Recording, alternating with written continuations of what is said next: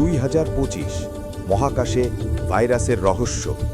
2025 সাল পৃথিবীতে ছড়িয়ে পড়া রহস্যময় ভাইরাস নিয়ে যখন বিজ্ঞানীরা দিশেহারা, তখন ঘটে এক অবিশ্বাস্য ঘটনা। মহাকাশ গবেষণায় ভাইরাসটি দেখায় তার অন্য রূপ। একদল বিজ্ঞানী ভাইরাসটির ডিএনএ স্ট্রাকচার পরীক্ষা করতে গিয়ে দেখে এটি সাধারণ জীবাণু নয়। মহাশূন্যের বিকিরণ পরিবর্তন হলে এর জেনেটিক কোডে একটা অদ্ভুত স্পাইক তৈরি হয়। মজার বিষয় হল, মহাকাশের বিকিরণ বাড়লে ভাইরাসটি নিজে থেকেই আলো ছড়াতে শুরু করে, যেন সে আশেপাশের পরিবর্তন মাপতে পারে। তখন বিজ্ঞানীরা ভাবল, যদি এই ভাইরাসকে মহাকাশযানে ব্যবহার করা যায়, কারণ এটি খুব দ্রুত বুঝতে পারে কখন মহাকাশে বিকিরণের মাত্রা বিপজ্জনক হয়ে ওঠে।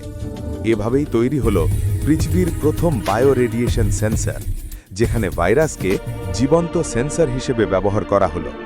হ্যাঁ, শুনতে অদ্ভুত হলেও গবেষণায় এটি সম্পূর্ণ নিরাপদ প্রমাণিত হয়।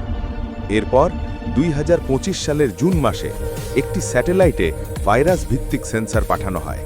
বৈজ্ঞানিকদের হৃদয় কাঁপছিল, কারণ এটি ছিল এক্সপেরিমেন্টাল। কিন্তু আশ্চর্যজনকভাবে সেন্সরটি কাজ করে। মহাকাশে যখনই বিকিরণ বৃদ্ধি পায়, ভাইরাসটি জ্বলে ওঠে এবং সিগন্যাল পাঠিয়ে দেয় পৃথিবীতে।